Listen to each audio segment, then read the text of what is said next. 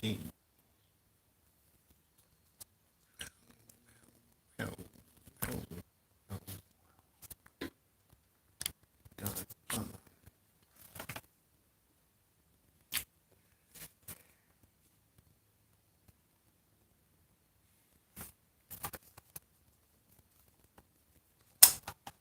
Ole asolua lima nei o Ianuari.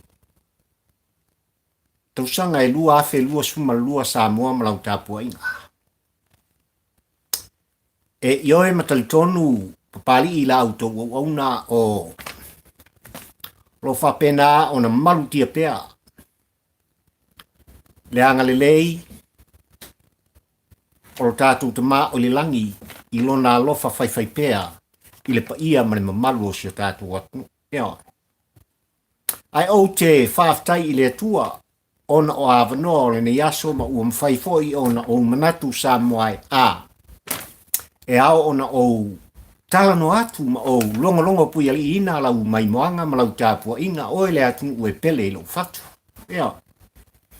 Ia, ele o toe pō ma le sa moa ma lau whaafonga anga. I le au ngau au te ma le au tū.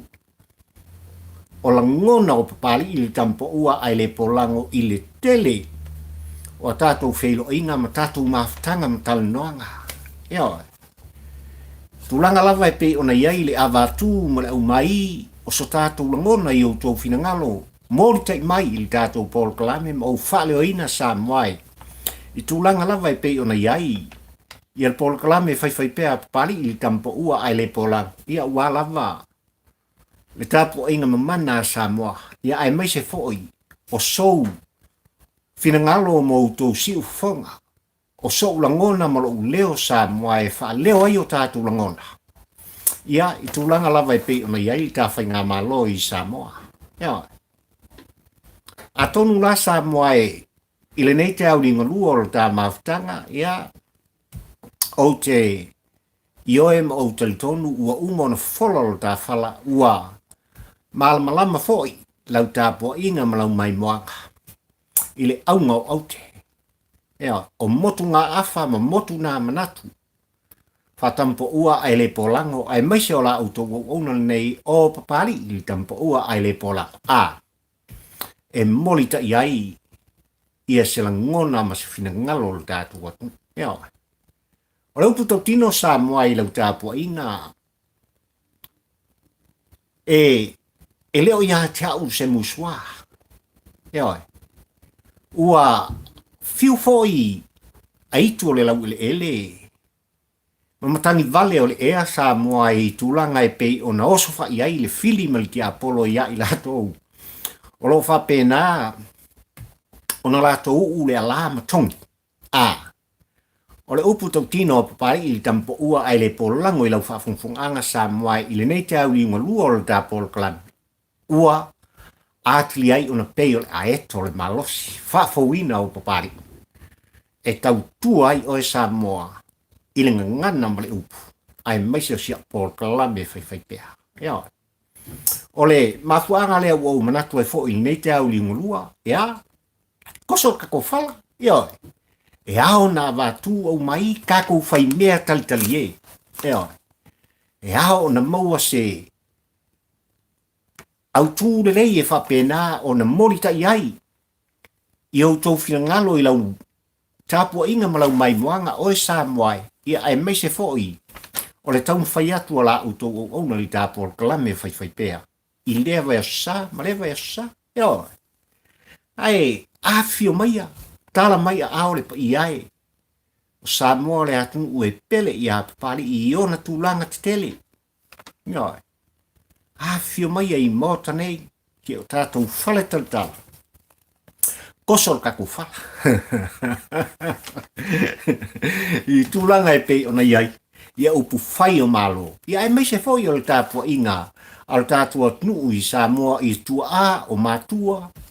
O ainga o uso matua whawhine o nai whanau o lo whapena o na rātou. Tāpua i mai. I whanua mai le ele o le tā tofi sa moa. E i oe papari i nei. Tūlao le aso i lau whaafongfonganga. Dei o tātou tuli vai whaatasi uma i le atua ona tūlanga.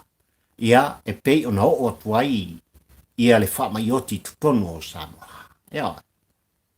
Samoa ua e sisila e ile aunga o aute ma le autu o mawhauwhaunga whatampa ua ai le polang o ile tā mawhtanga le nei aso.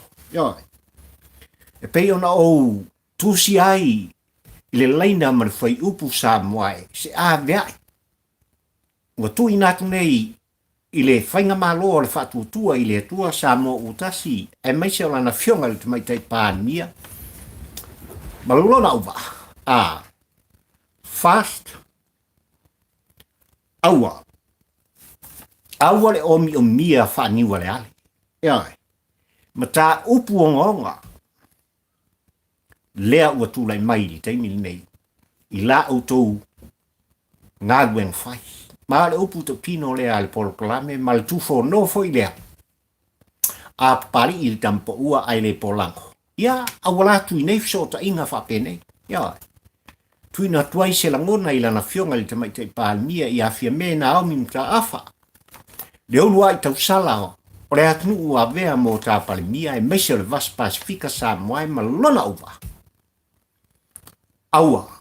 Ma ia aua lava nei Omiomia Faaniualeale. Le tō whā le moe ma le whautautanga i le whaatuotua i le atua Samoa utasi. I le kele o mka upu Samoa. O le mkua o ngonga o mka upu.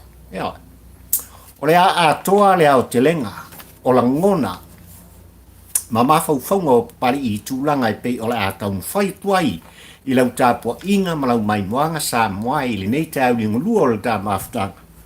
Ia nisi o vaenga e popo wai i lau whaafongfonga tāpua i ma lau mai moanga mana Samoa. Ia tūlanga o le autu o mawhauwhaunga whatampo ua ai le polako. Ia.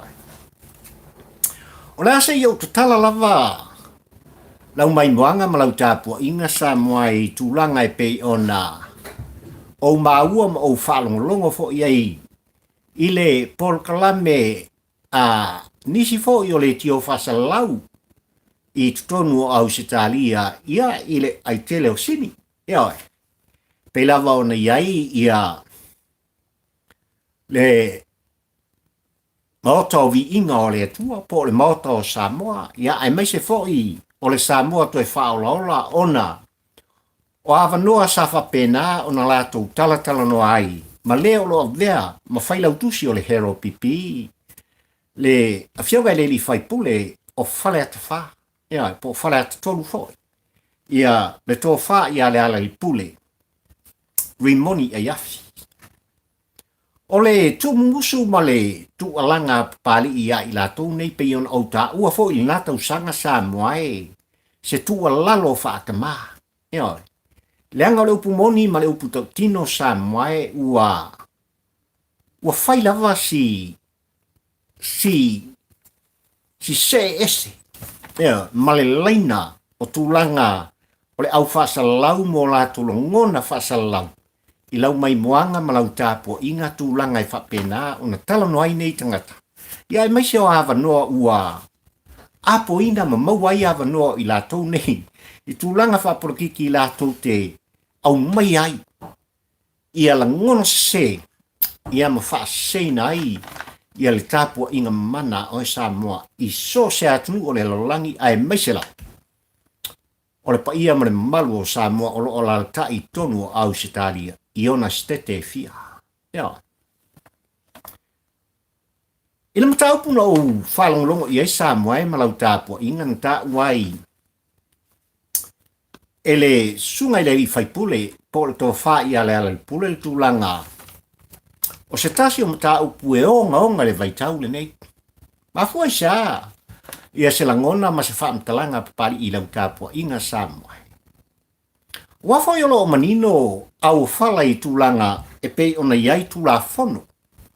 O le maota fono o Samoa. Ea, i ona Mataupu ia ai meise foi o oni Mataupu e whapena ona whaatala noina. I tutonu o le maota fono o le tātu. Ea. Ua uma ona whatatia le polokalame ale whionga le whangwhitalai o le maota. Ea. Malona ofisa. Tūlanga i pei ona iai fonta malu au ale palemene o Samoa i nave aso se me vai nei Samoa. Wa man le yo na fofonga i ai sui afai pule uma ma sui uma le palemene. Ia. Tulanga pe ona latou whaatalo no inai ia le talafa u popolo tupe li taimili nei. Ia. Ile lua afe lua tasi, lua afe lua suma lua. Ia. Ma o le taimili nei Samoa ele i mae au na whaatalo no ina lea tulanga. I tulanga Mataupu e pe ona whata o to mai e lana fionga i le whongwhetalai e a ngā i ai ia ngālu e ngwhai le mo te whono Samoa. E i oe pari i malau tāpua inga Samoa e a o ina mai a mapasia ia le talafa u popolo tupe lua tasi lua sumare lua. Ona se lo le i tula whono tau whaofi e pei. Ona whatula i mai e le whatua tua i le atua Samoa u tasi. E lana fionga o ministao tupe mauol tātu. I le nātau sangan se i mawaiatu nei. A ngai i la fonga a whaiwhiau. Ia. Ona lona tolu lole i ai Samoa le Mataupu lea. Ua whafonga ina ma whaalaua au tele ina. I le whafonga anga Samoa i whafo ma tutonu ma so se mea eo atu i ai. I le malosi o ia au nanga e pei ona au tāua. Ia le tūlanga o ngaonga o le Mataupu Samoa i pili e tolu ma tūla whono e pei on ta pisa ai. Ma tāpua ia e Samoa poto. Ia le taimi o le a whapena o na whaatala no ina i tutonu le mao te whono. E pei on ta wai le ese o tūla whono Samoa ua saini ai. Le au o le au mamalu o le malo Samoa. Ia ma tūla whono sa whapena o na pasia i tutonu le mota. O le mea sili o na ufano noa Samoa i lau tāpua inga leanga o lea ua tautalangia. Ele sui awhai pule li nei. Ia por whai lau tusi o le hero pipi le taimili nei.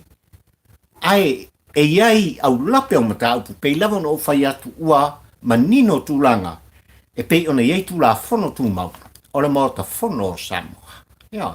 E onga le mea o tūlei mai. Ma o le upu tau tino lea. Ua le mawhai lava ona tau fiofi la ngona o le sui a whai pule. Ia po o le whai lautusi o le hero pipi tūlanga e pei ona iailo na wha alawi loina. A hele i tala noina i tutonu o le maota whono Samoa Mataupu whapene. Ia.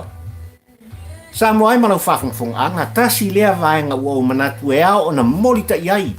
Ia se a veai i le whatua tua i le atua Samoa utasi ai mai se foi.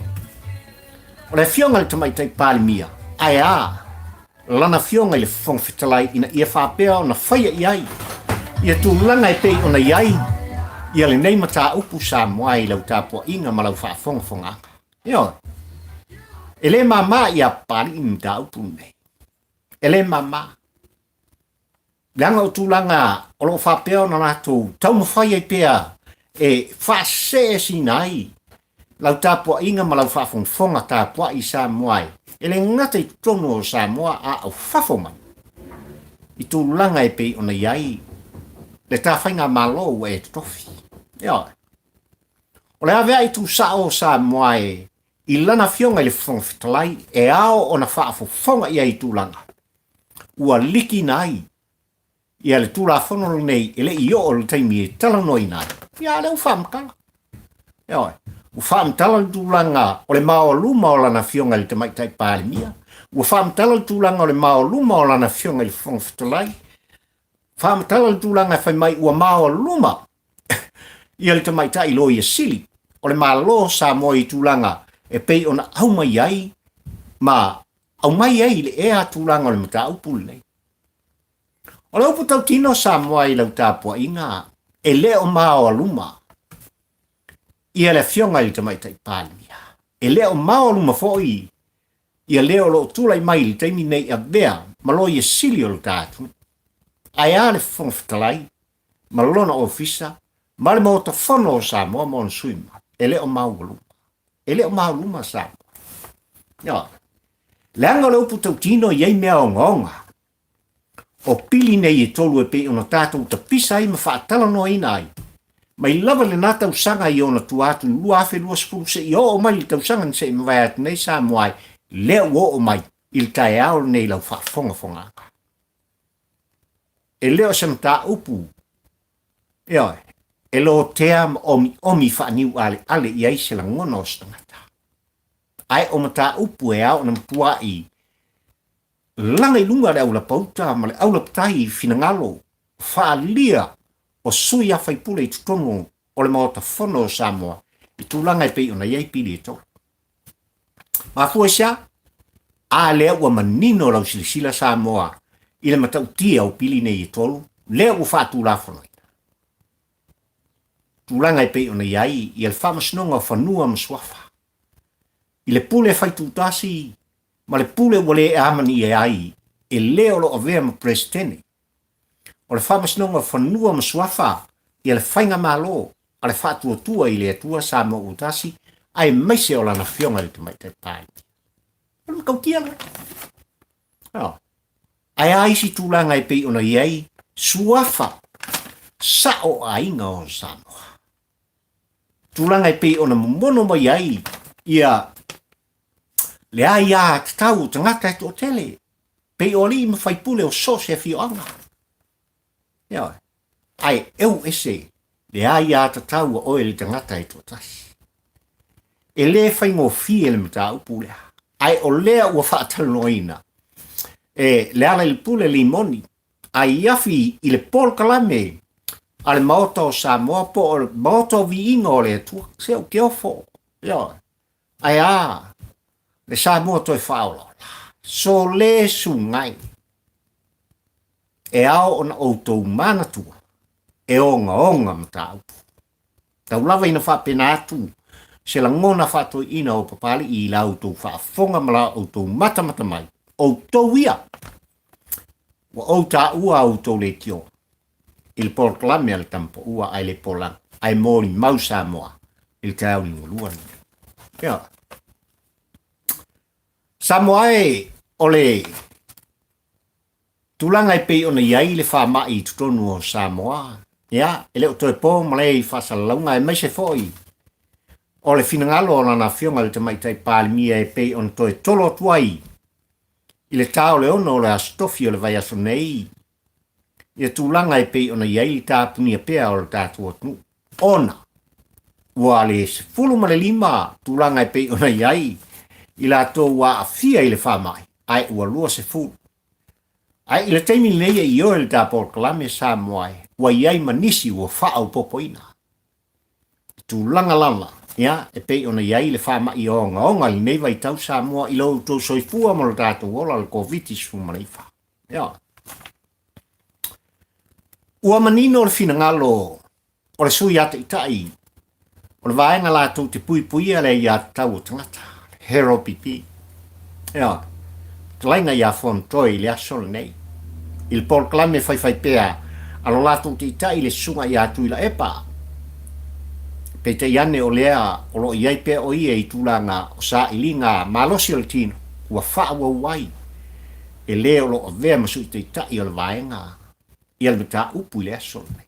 O le memo mua Samoa e i le maitau o le tātou Paul Plan. Se momori le anganga o le whaaftai ma le whaamalo pali i. I lana whionga le sui te itai o le hero pipi. Mafua isia. Ua fai ua tu alanga i le sui te itai i le malo ina ia whaia se kau misi susua i se tūlanga te ma se vaenga i se taimi vave. E whaatino i nai li tūlanga e pei ona o atuai i la tōu male whaamai tonu o Samoa.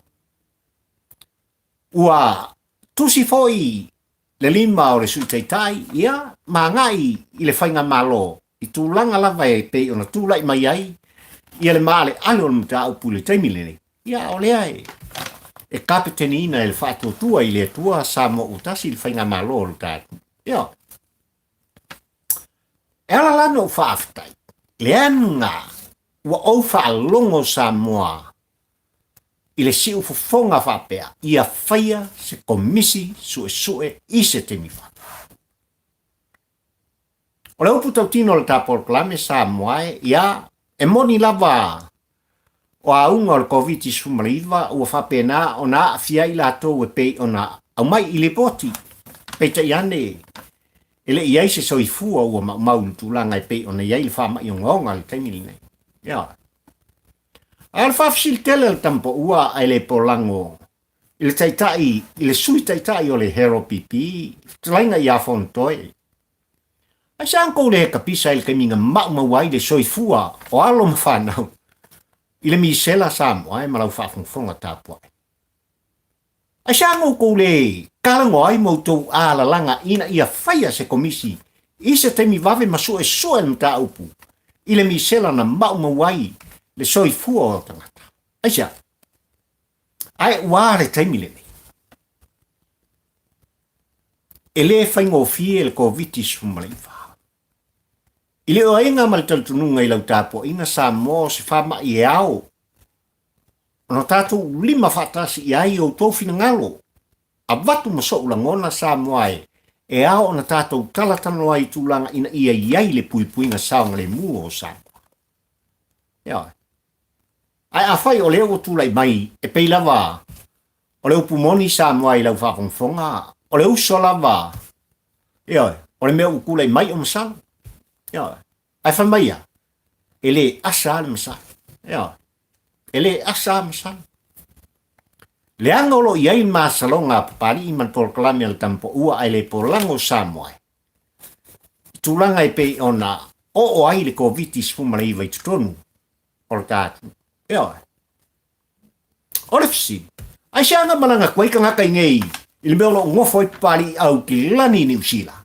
A ngai Brisbane. Filosofi le valele o i Samoa. O ai ona le whaatanunga. O ai sa tū mai tua o lea whainga malanga nei tangata. O aku ingei i New Zealand. Ia.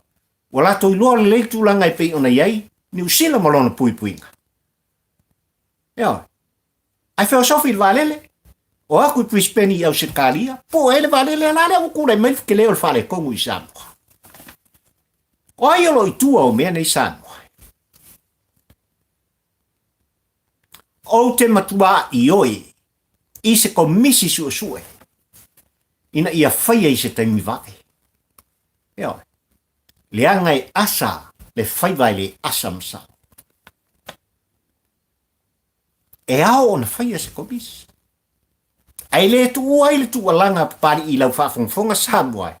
I le komisi e ao na whatino ma soe ina le misela. Ia. Le misela na whaitau se lau. Soifua ma alo ma whanau o tātu Samoa na mau ai. Ongolea. Ongole whaka mala o tuila epa, malana whainga malo. Onolea. Leanga sua kupe ai. Na soe ai o lato mea. Na whatutumu ai a lato tanga i tūlanga. O kupen kumu. Nga mau aku ni misela. Karo puto tino na. Deise me la koe alo ais whamatala.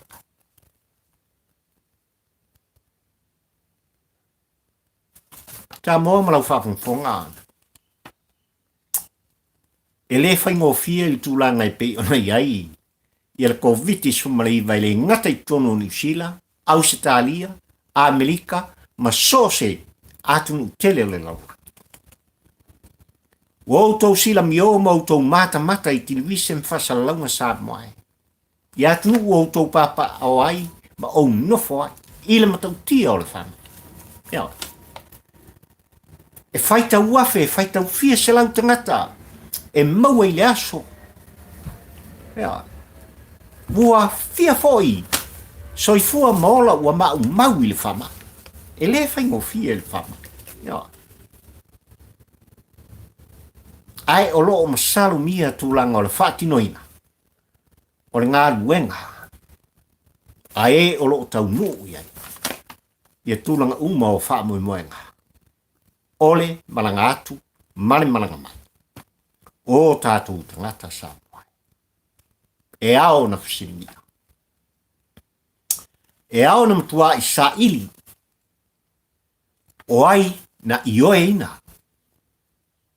Nga leo se mga upo e whai e langa fionga ka mai kai palmia, pe whai e ming skala se fua malolo inga, pe whai e sasi ming skala. Oi. Wa iai la to wa umana tofi. E whaatino ina le ngā luenga ona au mai lea. O le tū musu ma le whautuanga. I le kapeneta. Upu kau kingo ma o alau mea. Oi. O alau. Ai ono lona sa moae malau tāpua inga malau whaafungfunganga. O i la tau lo whaatino ina ngā ruenga le taimile nei. Oi. O i la tau na tūla i mai lava i taimi o tuila epa ma le hero pipi. O lo o iai lava le matenga. Oi. I le whaanga i o inga ma tūlanga i pei o na whaatino ai. I le ngāru en whai a i la tō o tō fia. E le o iei se ato pua. A o le upu tau tino o pari i tampa ua ai le polang. A. E whaisi malosi o le tā. E whaisi malosi o le tā sa moa i lau tāpua inga.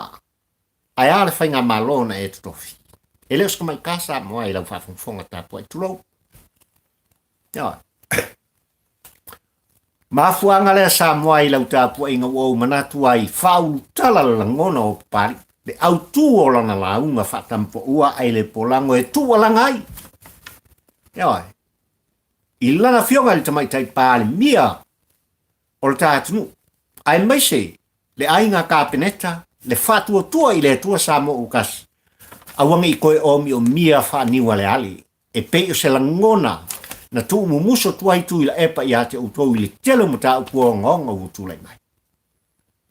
Awan i toe Omiomia Faaniualeale tūlanga i pei ona tangi mai ai tu ila epa i lau whionga le tamaitai pālimia.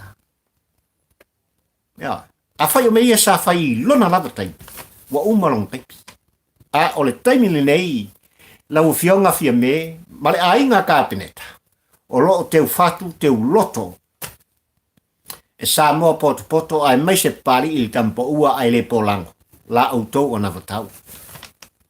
Ea, ma le wha o mea umba, ole tula fono. O le upu tau tino na, e ao la, o na wha tino, tulanga uma e pe o na ioe le porkalame pari i tampo ua ai le polang. A, e whaisi kelo lau soli kula fono. Le lava lo la tu solia le tu la fono. Le wei no o tuai. Ma nei wha mai o ngonga i tutono le tā nu usa moai. Whai se su enga. Wa au whaluaina la ngona o fontoi. Whai se komisi su Te i sa ili. Ea. Nanga whapenga le haka o le polkiki. E iei taimi o lai e ki ngā lavanga e loa i elme se we whaia e ki whapema, se kako waso soe. Whai. No. O le ata. E whapenga. Le vari ngā ata o le polkiki sama. Ai o le tu alanga papali i tampo ua ai le polango i le whainga malo o le whatutua i le atua sama ukasi. Wa lava lea Omiomi.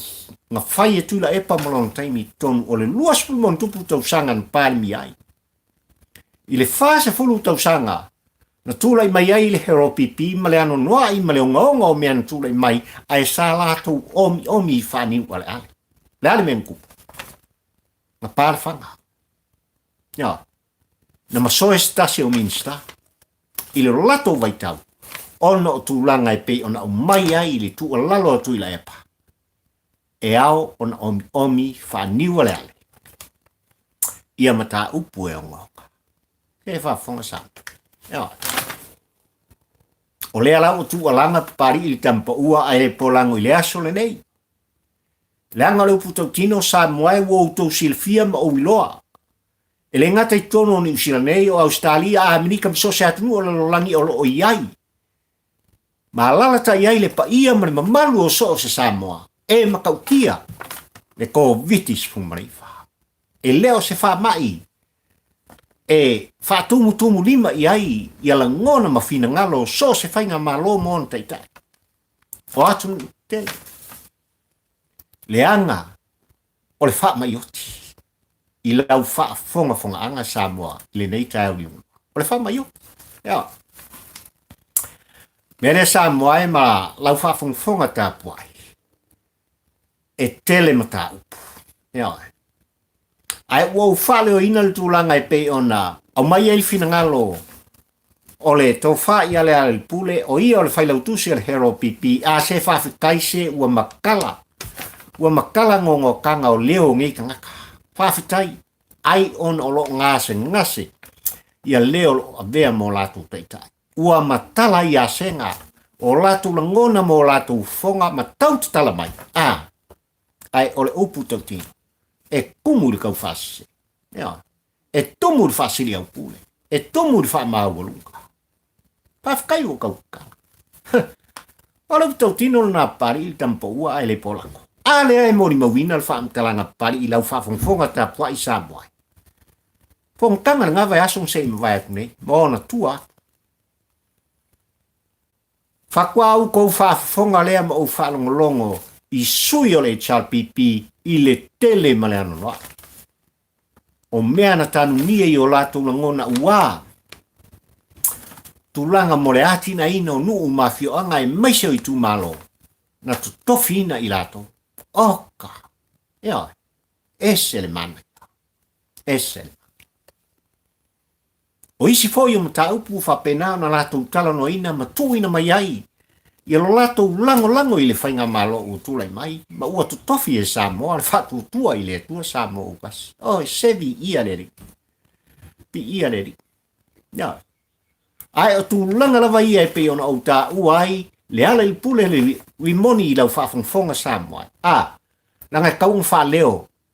I le whafonga mai a lau fionga i le fonga. Feta lai o le mota fono o Samoa. Tu langa lava i pe ona iai. Tu la fono tu mau o le mota. Ua tau ona faise a veai. Whaasala. Waka kau o nga kuli. Ma le mota. Ma le upu tino lea. Wa le kasi ai ua whaatele. Ona iai Mataupu o onga. Ma tu la fono. Ua tatala ma whaafonga iai Samoa i le tu langa se. Onga o whainga le sui lea. Ia. Ia foi lau au mai fina ngalo o le sui teitai o le hero pipi. Talaina ia fonto e Samoa e malau tāpua inga. Se whaise kakou. Ia. Ua lato una. O lea ua maua le avanoa lato te whaapea mai ai le whaata mala o le whainga malo. Whaaka mala o le whainga malo. A whai te ioe, kakou ioe. I tūlanga o le whaata mala. O ai lato ua whaata mala. Ave i sa iringa, ave i susu. E au ona whaise komisi susu e Samoa. Whatutua i le tua Samoa utas. Au ale Omiomia Faaniualeale Mataupu o Tulai mai. E onga mea o Tulai mai. Ma o tatau ona o Tulai mai. Wa iate o tau whamamianga le tua. Wa iate o tau le talitonunga o Samoa poto o malantapua inga. Ea, o tau au e manui ai Samoa. O tau finangalo ma o tau langona whaalia. O lo o tau silafia o le poto o maleata mai. E iai le lumanai o Samoa mo tangata. Ea. O le koe ku muso a pali i malai Paul Kalame Samoa. E anga i tonu. I lana fionga le tamaitai pāle mia, ai maise o le minister, so i fua maloloina. Male ai ngā whatutua i rea tua Samoa utas. A whai au tūlanga le olo iai, le sa ilinga o i lātou wa a fia i le COVID. Na o e lava o lo o malangatu. O le tau tinonga male uktu sa o pari i tampo ua ai le polango. Awane i o tātou tu ua le awanoa i le whamai. Ma ua kā le kaimi la ufionga le tamaitai pāle mia la ufionga le ministero sa i fua maloloina. Ai maise la inga kāpeneta, tūlai mai. Whātino le siakina. O le tātou atu ai maise la vai tū mua. Watatau ona whangai oi il Paul Kalame. E ao ona sa ili le soifua maloloina o tātou tangata. Po ua iei nisi wāfia. Ai awani o tātou no fwa I matau lava o le whaatalitai. Ia I lātou o lo o malanga atu. Ia, wat tau na whaatino le tūlanga lana. Wale upu tau tino sa moai. O le kaimi lava, e o ai I tua, ia tūlanga o le whaamai mai pui pui ngai pei o na whaatino nei e le soifua maloloina. Ai mai se le komiti, o lo lātou whaatino ina, mta upu whapenei o le tātou atu. Wale isi kako. Ai e ao o na whai. O tāle taimi, e whaatino ai le siakina, o tātou tangata. Ai mai se lava, o tumua, I mea lo whapena o na tau nuu atu ai le angoango o whainga malanga umatu, ai mai se lava le whainga malanga.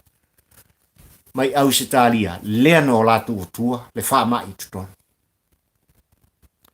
O te talosia, ai ole ulmatua o le COVID. O te talosia, ai ole tengtiti pese, mai Australia, le fo ina whaingoai, le si vai lusi o le COVID. Kenki pese o le Delta. Ai a whai sa moae, o lea o tau nuu I whanua, le kama mo I ingi o Omiomia, popo, nofo, po le Omicron. Wale se kako. E ao la, e ao na tulai mai le whainga malo. E ao na tulai mai le minsta. O le soifua maloloina o le tātu usa moai. Whais whakungu malas. Siaki kanga kauma. Ai mai se lava I tumua. Mai se lava I tumua. O le tāpol kalame la sa moai o atu upele. Pe ao ngau whea koe whaisi kele mo ngonga Mataupu. Ai ono o tūlanga o taimi whatulaina o tāpol kalame I lunga o sota inga whanei po. Papei fole o se langona o papali sa moai ia tawia ina ia whaamanuia tele le atua I ate oela o atu upele.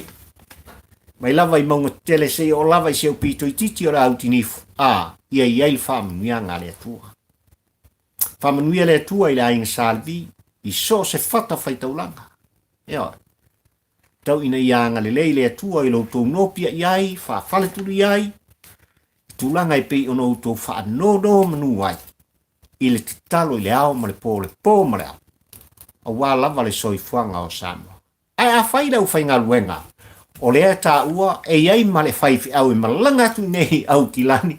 Aluatu I au se tālia kamia. Ua sori fo I lea whaifi au tulou. Tulou a le pa ia o le atua ma le ainga salibi. Rongawi. Kasi nā lea whaifi au sori kulafo. E ao na whai iai. Se la ngona o se e ka le si hao hao. O loo iai lalo. Ma le whaamalu e pei ona ngalua I le whaifi au. Ia e pei ona laumanu ia. Le oso le waalele alua koe nge. Ia e te au I au kilani. Alua koe Brisbane I Australia. Kamia e alua koe Samoa. Ia lau maua lau miomi. E ui ana le mau atu le whamitalang. Ai I o e papali I le vado le solo le whama. O le kama Omicron. Ia. O le upu tau tino nā le tāporo kalame. Ia whamanu ia tele. Samoa I lau whafonga anga Samoa. O la auto o ona nei o papali I le tampa ua. Ai le polako. Ai kaki wheiloa I Samoa. Ia. I se aso fo ngai vai aso. E ano noa I Mataupu. E ao lava ona o longo pui ali inai. Le pa ia ma le malu o e Samoa. Tātou tau whai te tau. O wā lava si o tātou wātunu pele o Samoa. Ono nei whama. Soifua ma ia manuia lau tāpua inga Samoa.